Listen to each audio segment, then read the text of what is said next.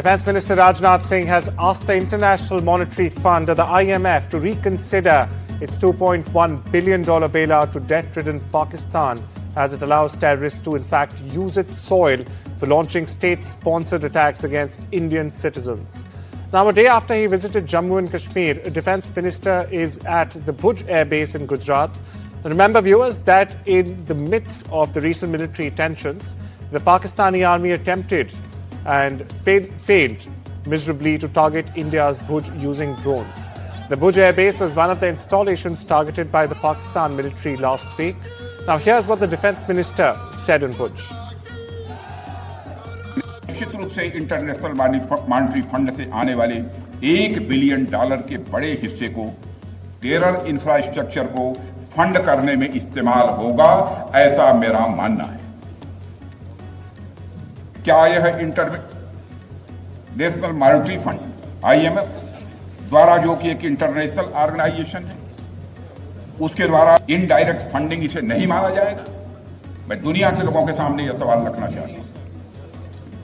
इसलिए मैं मानता हूं कि आज के समय में पाकिस्तान को किसी भी तरह की आर्थिक सहायता टेरर फंडिंग से कम नहीं है। भारत यही चाहेगा कि IMF पाकिस्तान को अपनी $1 बिलियन की असिस्टेंस पर वह पुनर्विचार करे और आगे भी किसी भी तरह की सहायता देने से IMF परहेज करे। And for our viewers just joining in, Defence Minister Rajnath Singh has asked the International Monetary Fund, or the IMF, to in fact reconsider its $2.1 billion bailout to debt-ridden Pakistan. Now, this comes as the country allows terrorists to use its toiled sill for launching state-sponsored attacks against Indian citizens. Now, a day after he visited Jammu and Kashmir, Defence Minister Rajnath Singh is at the Bhuj Air Base in Gujarat. You must remember that in the midst of the recent military tensions, the Pak army attempted to target India's Bhuj using drones. The Bhuj Air Base was in fact one of the key installations targeted by the Pakistani military last week. And once again, here's what the defence minister had to say at Bhuj. Russia and Ukraine are set to hold their first direct peace talks in 3 years, viewers. Both countries have said, but hopes for a breakthrough remain dim.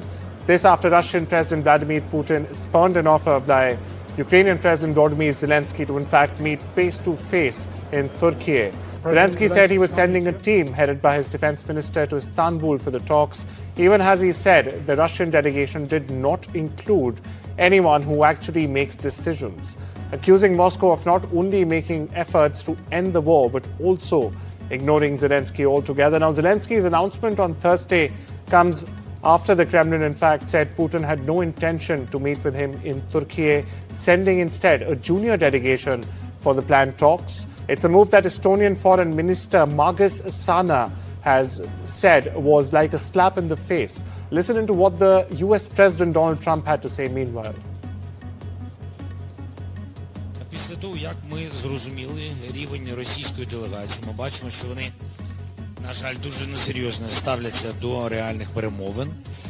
Ну, поки що ми не бачимо серед присутніх ті, хто дійсно ухвалює рішення, хоча це була, хочу нагадати, пропозиція русських до прямих перемовин, підтримка президента Трампа особисто, що лідери повинні зустрітися, але тим не менш.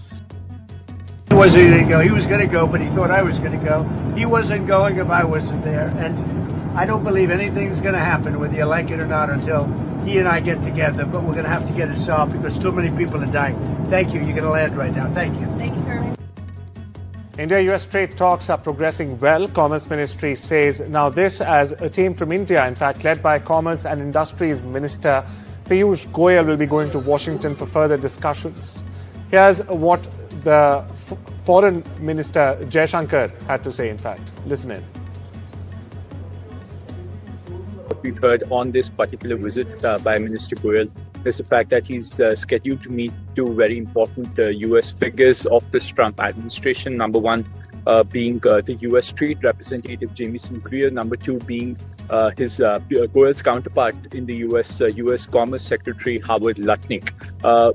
very interestingly, two very important contextual points under which Goyal's visit comes. Number one is the easing of the US-China trade ties. We've seen that tension go down. We've seen we've seen both the countries slash each other's tariffs, and that sort of is a dent to India's pitch as an alternative to China as a global manufacturing hub. Secondly, what's also interesting is India's WTO retaliation that happened a few days back. That could also be somewhat of a factor in this trade talks that are scheduled to begin from May 17th to May 20th. What's also interesting is the fact that one cannot rule out the fact that a mini trade deal or the first tranche of this India-US bilateral trade agreement could be done before July 8th. None of my top sources have ever ruled out that that is a possibility, that within that 90-day tariff pause window that India and the US have, that there could be a trade deal. Also, what's interesting is that the last time Minister Goyal visited the UK, within 2 days, there was an FTA announcement. We heard that joint FTA announcement come out by the Prime Minister, Nirav Modi, as well as the UK Prime Minister, Keir Starmer. So nothing can be ruled out. In fact, a mini trade deal could very well be on the cards post this visit by Minister Goyal. A fresh bail petition filed by fugitive diamond trader Nirav Modi has been rejected by the High Court of Justice, the King's Bench Division in London. Now, this is the 10th bail petition, viewers, since his detention in the UK, which was successfully defended by the CBI through Crown Prosecution Services in London. The bail arguments were strongly opposed by the Crown Prosecution Service advocate, who was ably assisted by a strong Central Bureau of Investigation team consisting of investigating and law officers who in fact travelled all the way to London for this sole purpose.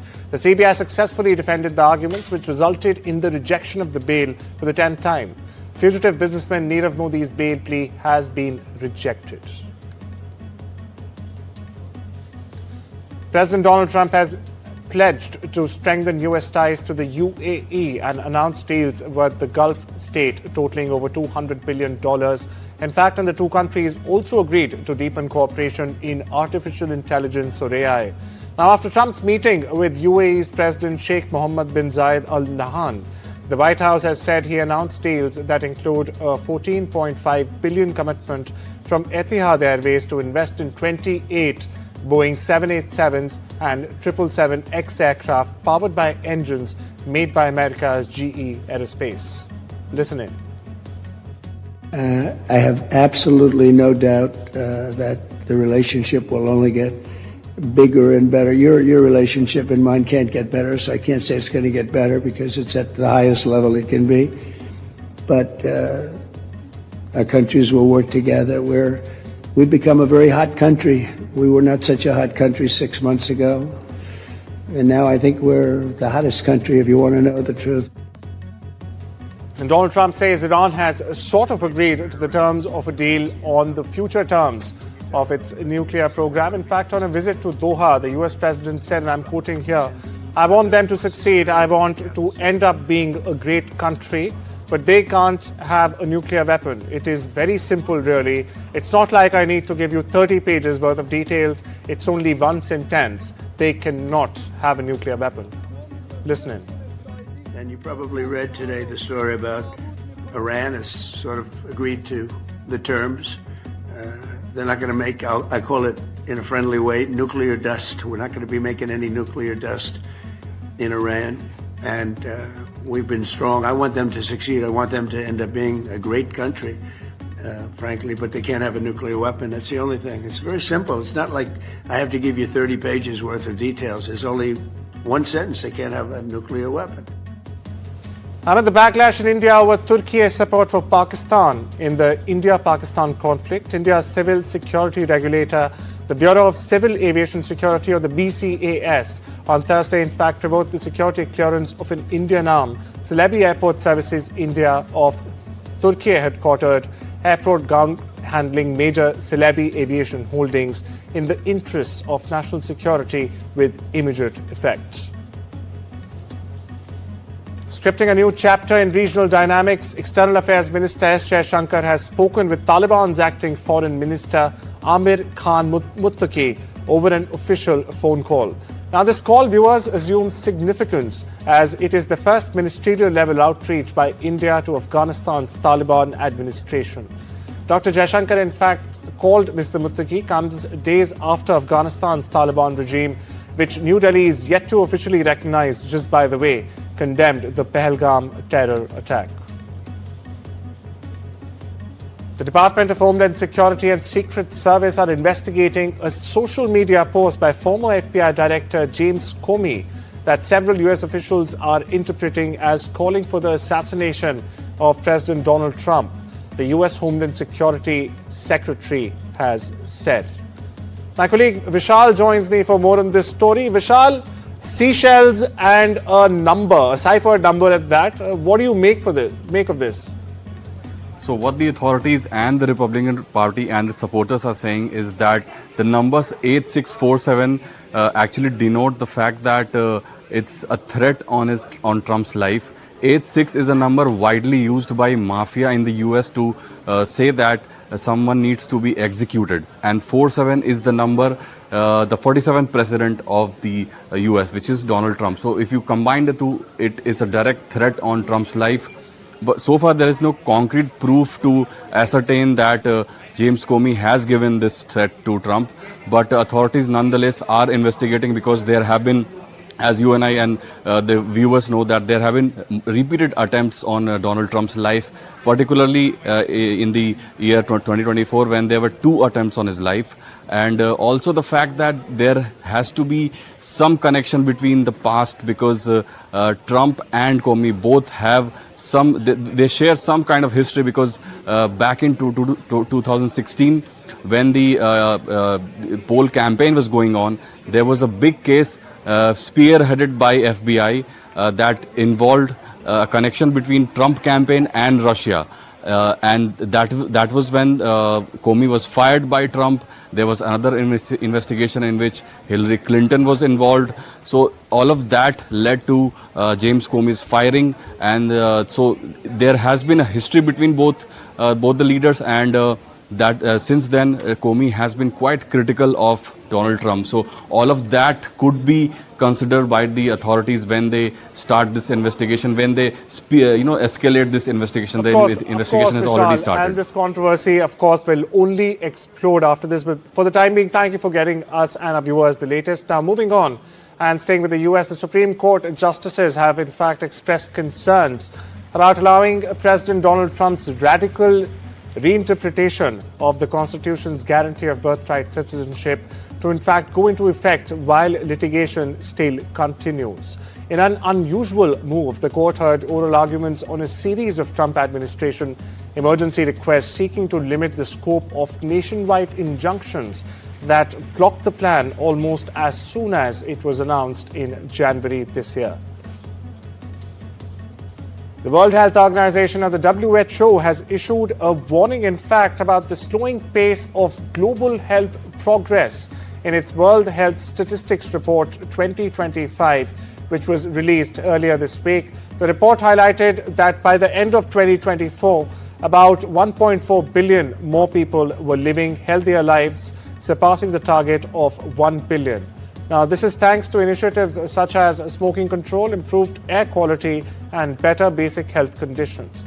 However, viewers, the data also revealed a concerning drop in global average life expectancy, which decreased by 1.8 years only between 2019 and 2021, a 3-year period, in fact, marking the largest decline in modern history.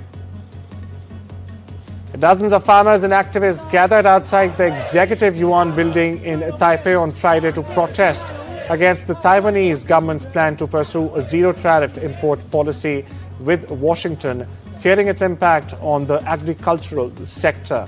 Now, chanting slogans and holding banners reading opposed zero-tariff negotiations, viewers, as you see on your screens right now, the demonstrators voice strong opposition, in fact, to what they see as a threat to farmers' livelihoods. Here's more. 让美方知道呢，我们台湾的人民对这件事情上面的一个不同意，那这样也可以呢维持住，就说台湾的这个粮食自主权以外呢，也可以保障农民他们的这个生活跟工作呢能够持续。The construction magnate and several builders, designers and engineers surrendered to police Friday on criminal negligence charges for the deadly collapse of a Bangkok high-rise on the 28th of March during the earthquake that in fact hit Myanmar as well. Premachai Karnasuta, the president of Italian Thai Development Company, on your screens right now, the main Thai contractor in fact for the building project, was among the 17 people charged with the felony of professional negligence causing death, Bangkok police have said. They added that those who met police on Friday formally denied the charges. Meanwhile, several previously issued public denials in response to allegations in the media. Now, 92 people were confirmed dead in the rubble of the building that had in fact been under construction, and a small number of other people remain unaccounted for still as we speak. Here's more. เพราะฉะนั้นแล้วผมก็ต้องรอให้รอบด้านทุกมิติให้ครอบคลุมนะครับก็ขอยืนยันว่าเราจะดำเนินการอย่างตรงไปตรงมานะครับและดำเนินคดีผู้เกี่ยวข้องทั้งหมดทุกคนนะครับ